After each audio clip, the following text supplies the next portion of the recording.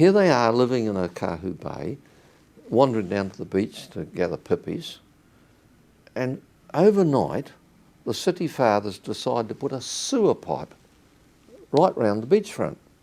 Not down in the beach, but on top. Because they knew that the next stage was to build a road on top of that, which they did. And here's this land behind it is lower than the road. What's going to happen to it in winter? It was a quagmire.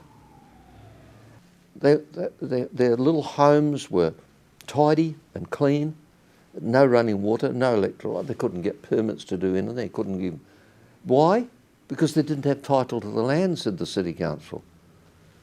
And they stonewalled on the drainage, and they never tackled the drainage problem until after they got rid of them, and it was now their territory to turn it into a park.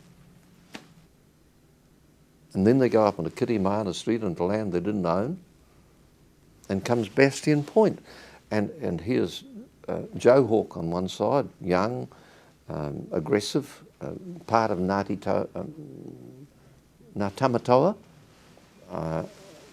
has marched with Whenakupa, you know, and here are the elders saying, no, no, no, we don't do it that way. You know what the rest of the country does? We have always made our appeals straight to Parliament and to the Governor, and we will follow due process. And Joe says, and look where it's got us.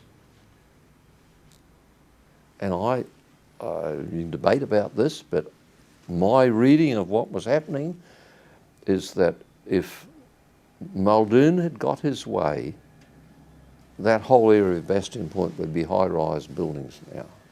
I think by the time, you see, we're talking about 78.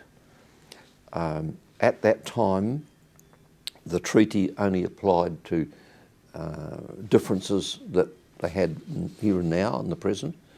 And it wasn't, I think, till 84 that they decided to make it retrospective to 1840. And immediately Joe Hawke stepped in, and his was the first claim that went to the tribunal.